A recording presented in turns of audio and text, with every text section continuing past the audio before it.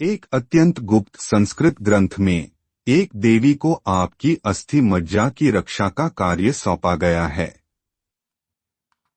आपकी आत्मा की नहीं, आपके मन की नहीं, आपकी मज्जा की।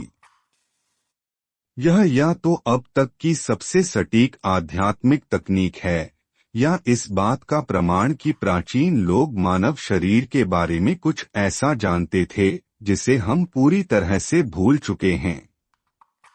कल्पना कीजिए 1962 की सर्दियों की। भारत चीन युद्ध चरम पर है और भारतीय सेनाएं भारी दबाव में हैं। तब भारत के प्रथम प्रधानमंत्री ने एक ऐसा कदम उठाया जिसकी किसी ने उम्मीद नहीं की थी।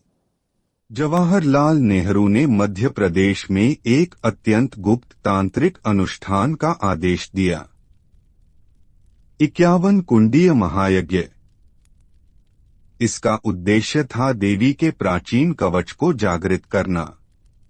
यह कोई साधारण प्रार्थना नहीं थी, यह दुर्गा कवच था। और अनुष्ठान के ठीक 11वें दिन चीन ने रहस्यमय ढंग से युद्ध विराम की घोषणा कर दी। यह कोई इकलौती घटना नहीं थी। सदियों पहले 1659 में छत्रपति शिवाजी महाराज ने अफजल खान के धोखे से बचने का श्रेय इसी ईश्वरीय ढाल को दिया था। गुरु गोबिंद सिंह जी ने भी इस सर्वोच्च युद्ध ऊर्जा को पहचाना। उन्होंने निहंग सिखों के लिए चंडी कवच की रचना की, जो उन्हें युद्ध के मैदान में निडर शेरों में बदल देता था। मूल ग्रंथ में स्पष्ट लिखा है, जो कोई भी युद्धभूमि में शत्रुओं से घिरा हो या आग में जल रहा हो, यह कवच उसे नष्ट होने से बचाएगा। लेकिन आखिर यह कवच है क्या? यह कोई लोहे या सोने की ढाल नहीं है। यह कुछ ऐसा है जो सीधे आपके शरीर के अंदर बुना गया है।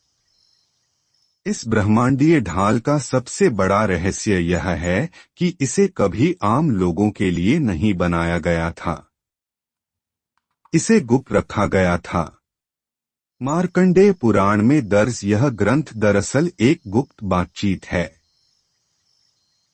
एक तरफ हैं ब्रह्मांड के रचयिता भगवान ब्रह्मा और दूसरी तरफ ऋषि मार्कंडेय। ऋषि ने पूछा, मानव जाति की रक्षा का सबसे परम रहस्य क्या है? ब्रह्मा का उत्तर था, देवी कवच। इसे क्यों छिपाया गया? क्योंकि प्राचीन ऋषियों का मानना था कि इस कवच को सिद्ध करने वाला व्यक्ति वस्तुतः अजय हो जाता है। हथियार, काला जादू या अकाल मृत्यु कुछ भी उसे छू नहीं सकता। अगर यह विद्या गलत हाथों में पड़ जाती तो परिणाम विनाशकारी होते। इसलिए इसे केवल दीक्षित योगियों तक सीमित रखा गया। यह एक आध्यात्मिक तिजोरी में बंद कर दिया गया था। आज यह 700 श्लोकों वाले विशाल देवी महात्म्य का पहला अनिवार्य चरण है। इसे पढ़े बिना मुख्य ग्रंथ का पाठ अधूरा माना जाता है। आपको इस स्तोत्र को केवल पढ़ना नहीं है, आपको इसे एक भौतिक कवच की तरह पहनना है। अलग अलग पांडुलिपियों में इसके 47 से लेकर 61 श्लोक मिलते हैं, लेकिन इसकी मूल वास्तुकला हर जगह एक समान है। और वह वास्तुकला इतनी भव्य है कि उसे देखकर किसी भी इंसान की रूह कांप सकती है। दुर्गा कवच में देवी की सुरक्षा कोई अमूर्त अदृश्य शक्ति नहीं है। यह एक पूरी ब्रह्मांडीय सेना के धरती पर उतरने का दृश्य है। आसमान से उतरती देवियों की कल्पना करें। भयानक चामुंडा एक शव पर सवार होकर आती हैं, तो वाराही एक विशाल भैंसे पर, ऐन्द्री एक राजसी हाथी पर विराजमान हैं और वैष्णवी महान गरुड़ पर उड़ते हुए आती हैं। यह दृश्य जितना सुंदर है उतना ही खौफनाक भी। एक तरफ यह देवियां नाना रत्नोक्षोभिता हैं, यानी बेशकीमती रत्नों और दिव्य आभूषणों से चमक रही हैं। लेकिन दूसरी तरफ उनके चेहरे पर क्रोध समाकुलाह का भाव है। वे प्रचंड क्रोध से भरी हुई हैं। उनका यह क्रोध आपके लिए नहीं है। यह उन सभी नकारात्मक शक्तियों के लिए है जो आपकी ओर बढ़ने की जुर्रत करती हैं। वे अपने साथ 10 अलग अलग दिव्य हथियारों का जखीरा लेकर आती हैं। शंख, चक्र, गदा, त्रिशूल और सर्वोच्च शार्ंग धनुष। वे आपके चारों ओर एक अभेद्य सुरक्षा घेरा बना लेती हैं। एक ऐसा घेरा जिसे कोई भी बुरी ताकत भेद नहीं सकती। उनका उद्देश्य दोहरा है, राक्षसों के शरीर को नष्ट करना और अपने भक्त को पूर्ण अभय दान देना। लेकिन यह सेना सिर्फ आपके बाहर नहीं खड़ी होती। यह आपके शरीर के भीतर प्रवेश करती है। यह ब्रह्मांड की 10 दिशाओं को सील कर देता है। पूर्व में ऐन्द्री, दक्षिण में वाराही, पश्चिम में वारुणी और उत्तर में कौमारी। ऊपर से ब्रह्माणी और नीचे से वैष्णवी रक्षा करती हैं, जबकि प्रचंड चामुंडा पूरे ब्रह्मांडीय परिधि को लॉक कर देती हैं। इस 3D स्फेरिकल शील्ड के अंदर आपके भौतिक शरीर को 47 विशिष्ट देवियों द्वारा सुरक्षित किया जाता है। आपके सिर के शिखर पर उमा विराजमान हैं। आपकी आंखों की रक्षा शंखिनी करती हैं। आपके कानों पर द्वारवासिनी का पहरा है और आपकी जीभ पर स्वयं देवी सरस्वती बैठती हैं।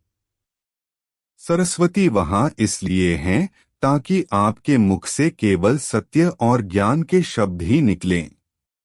आपके हृदय की रक्षा ललिता देवी करती हैं, जो प्रेम बिखेरती हैं, जबकि आपकी भुजाओं को वज्रधारिणी शक्ति देती हैं। लेकिन यह सुरक्षा केवल बाहरी अंगों तक सीमित नहीं है। यह आपके शरीर की सबसे गहरी परतों तक जाती है। देवी पार्वती आपके रक्त, आपकी हड्डियों और आपकी अस्थि मज्जा की रक्षा करती हैं। प्रजनन और उत्सर्जन अंगों के लिए भी विशिष्ट देवियां हैं। और अंत में धर्मधारिणी आपके मन, बुद्धि और अहंकार की रक्षा करती हैं। एक एक अंग को देवी सौंपकर यह कवच बताता है कि असली सुरक्षा के लिए बाहरी सीमाओं और भीतरी पवित्रता दोनों की जरूरत है। दुर्गा कवच कोई साधारण कविता नहीं है। यह एक अत्यंत परिष्कृत आध्यात्मिक तकनीक है जो ध्वनि और ऊर्जा के विज्ञान पर काम करती है। यह अनुष्टुप छंद में रचा गया है, एक विशेष 32 अक्षर वाला लयबद्ध मीटर।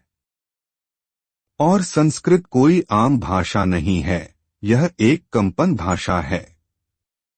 जब आप इन विशिष्ट अक्षरों और बीज मंत्रों का उच्चारण करते हैं तो उनकी ध्वनि सीधे आपके शरीर की सूक्ष्म ऊर्जा नाड़ियों को उत्तेजित करती है।